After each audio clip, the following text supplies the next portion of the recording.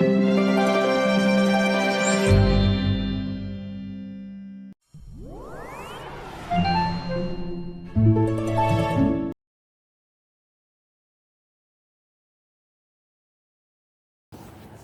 warahmatullahi wabarakatuh. Waalaikumsalam. Perkenalkan, nama saya Tomiman, calon guru penggerak angkatan 10 dari SMK Negeri 1 Tulkamat, Kabupaten Sabah, Provinsi Kalimantan Barat. Pada hari ini saya akan mewawancarai kepala sekolah saya, yaitu SMK Negeri 1 Tulkamat, Bapak Hadi Mulyadi SPG MPD, tentang pengambilan keputusan berdasarkan nilai-nilai kebajikan, Pak. Pak, langsung saya mulai saja, Pak. Yang pertama, selama ini bagaimana Bapak dapat mengidentifikasi kasus yang merupakan dilema etika di sekolah Bapak? Menurut saya dari telaah pribadi atau personil, baik dari sikap dan perilaku yang ditunjukkan oleh seseorang atau guru yang dialami, terus menurut saya harus kita pisahkan antara kepentingan pribadi, kepentingan organisasi dalam hal ini satuan pendidikan. Toleransi yang harus kita berikan, harus diputuskan kepada seseorang, harus mempertimbangkan dari sisi kemanusiaan. Namun toleransi yang kita berikan juga sama, jangan sampai menimbulkan kebiasaan buruk dari personil atau dari seseorang. Jadi jawabannya adalah harus mempertimbangkan kepentingan bersama, Pak, ya. Iya. Jadi selama ini bagaimana Bapak menjalankan pengambilan keputusan di sekolah, terutama untuk kasus di mana ada dua kepentingan yang sama, yang benar-benar sama atau sama-sama mengandung nilai kebajikan, Pak? Jika terjadi demikian, sekali lagi saya tegaskan, kepentingan pribadi tidak semua salah, asalkan seseorang mampu menempatkan diri di posisi yang semestinya. Artinya kepentingan atau aktivitas yang dilakukan tidak merugikan kebutuhan atau kepentingan orang lain atau instansi tempat mereka di mana bertugas. Ya, berarti selama tidak merugikan instansi di mana tempat mereka bertugas, berarti sah-sah saja, Pak, ya? Ya. Baik, Pak. Dari jawaban Bapak tadi, langkah-langkah seperti apa yang bisa Bapak lakukan untuk mengatasi hal dilema etika tersebut, Pak?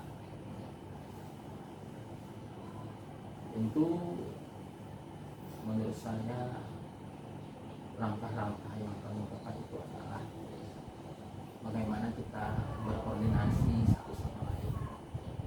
Ya, tentunya di dalam satu pendidikan, dalam satuan pendidikan itu kan banyak akan terdapat beberapa unsur pimpinan. Unsur pimpinan itu kita berikan tupoksi masing-masing.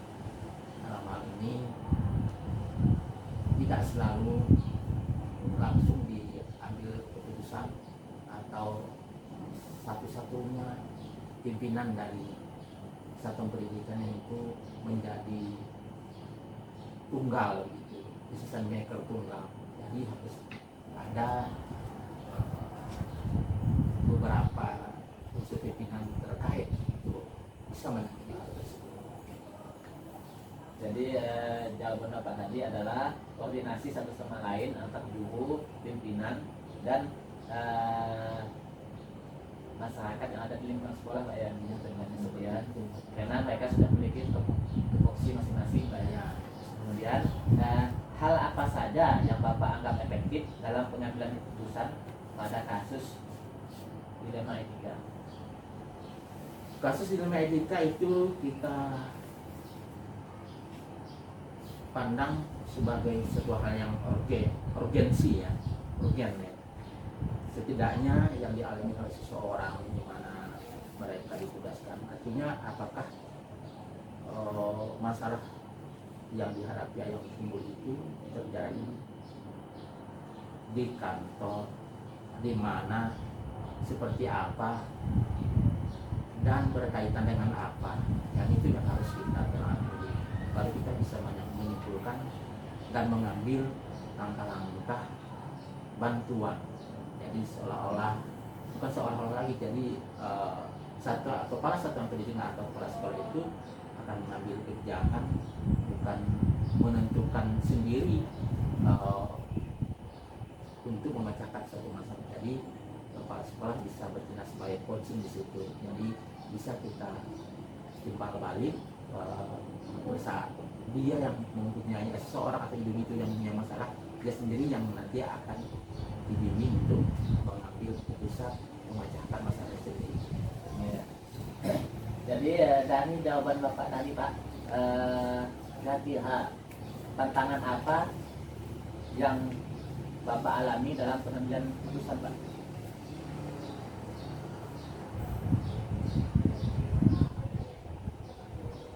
Tantangan untuk mengambil keputusan kadang memang bertentangan dengan hati nurani. Hati nurani kita akan memposisikan manusia sebagai manusia yang pikirannya adalah manusia itu lebih makhluk yang sempurna.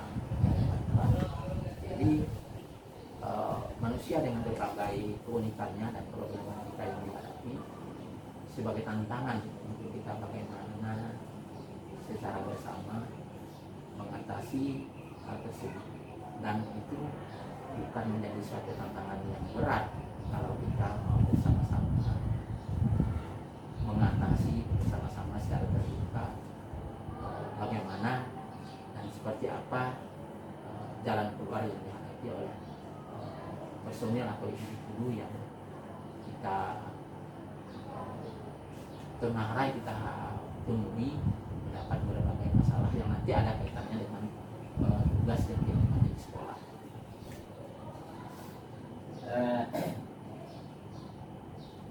Apakah Bapak memiliki jadwal tertentu dalam menyelesaikan kasus dilema etika? Apakah ketika dilema etika itu terjadi, apakah langsung diselesaikan di tempat atau memiliki sebuah jadwal untuk menyelesaikannya, atau memiliki prosedur lain Pak? Saya kira tidak ada jadwal tentatif ya untuk menangani hal seperti yang disebutkan di atas. Kasus terjadi tidak pernah menggunakan jadwal, tidak pernah ada rencana, tidak pernah kita adakan undangan atau direncanakan sebelumnya. Jika ditanya prosedur, tentunya ada tahapan-tahapan penyelesaian sesuai dengan pembagian tugas yang kita berikan pada seseorang. Artinya tidaklah semua permasalahan langsung ditangani oleh puncak pimpinan. Jadi bagaimana kita memberdayakan unsur-unsur pimpinan, itu wakil kepala sekolah, kepala bupati sekalian dan sebagainya, sesuai dengan permasalahan yang dihadapi.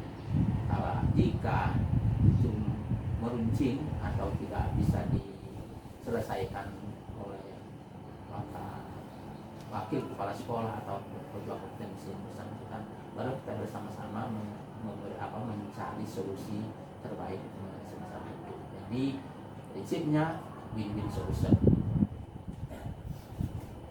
Jadi dari jawaban Bapak tadi Pak, apakah ada faktor yang selama ini mempermudah atau membantu Bapak dalam pengambilan keputusan dalam kasus dilema etika Pak? Ya tentunya untuk pengalaman saya yang sangat menyedihkan, saya tidak pernah menangani masalah itu sendiri-sendiri.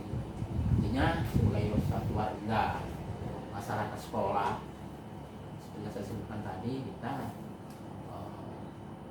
mempunyai tim kerja sesuai dengan fungsinya. Jadi langkah yang terbaik menurut efektif adalah harus berkoordinasi satu sama lain. Jadi tidak bisa kita sebagai kepala sekolah langsung dengan power kita mempunyai decision maker untuk menjudge seseorang.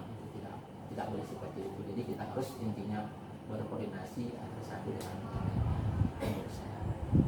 Jadi dengan adanya tim kerja, koordinasi dengan satu sama lain antar guru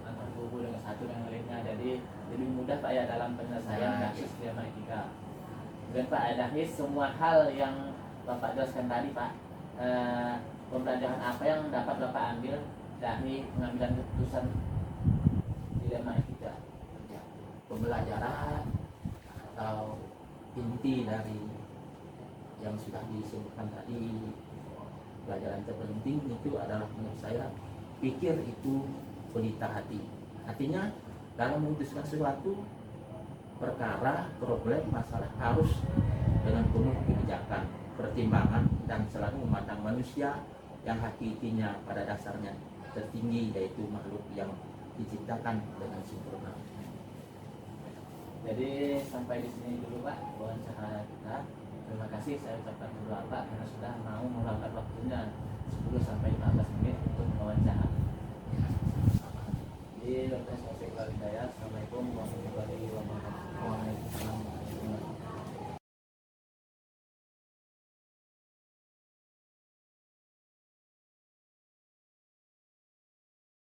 Assalamualaikum warahmatullahi wabarakatuh. Waalaikumsalam. Perkenalkan Bu, nama saya Fafikan, calon Gubernur Angkatan 10 SMK Negeri 1 Tukamat, Kabupaten Sambas, Provinsi Kalimantan Barat.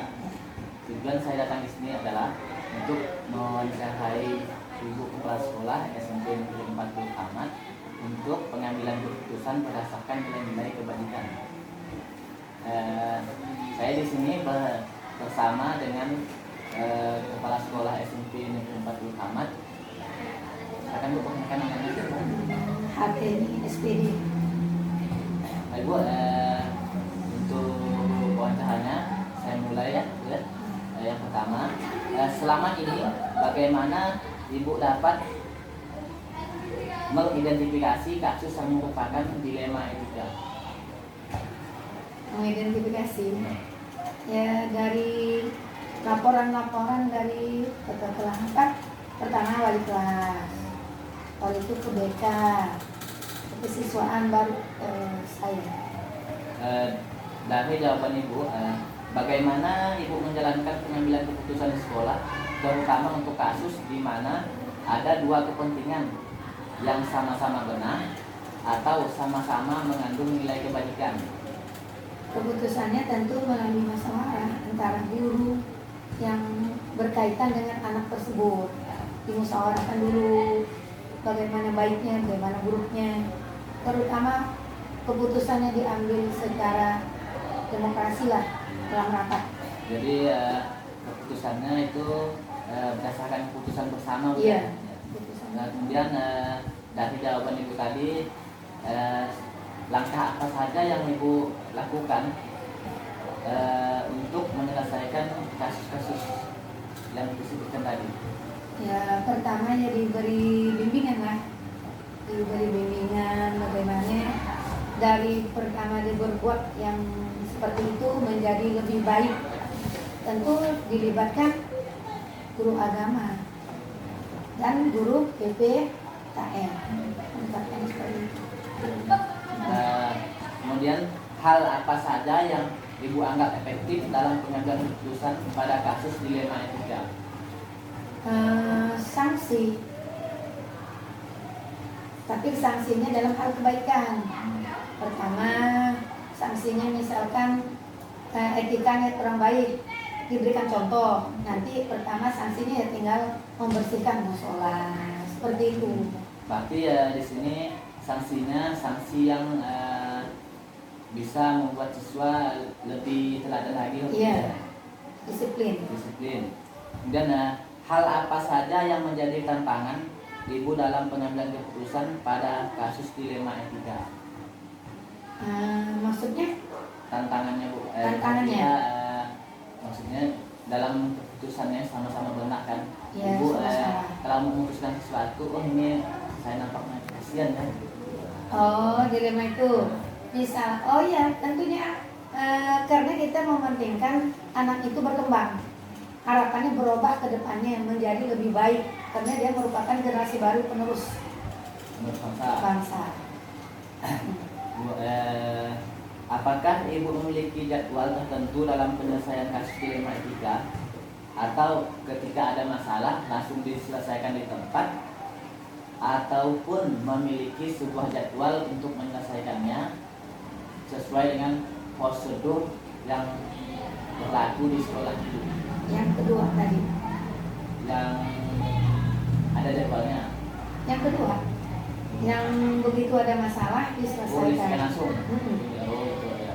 Nah, jadi begitu ada masalah langsung ditangani, langsung diselesaikan biar tidak Terlalu lama. masalahnya terlalu lama dan bisa menjadi masalah lebih besar lagi. Betul.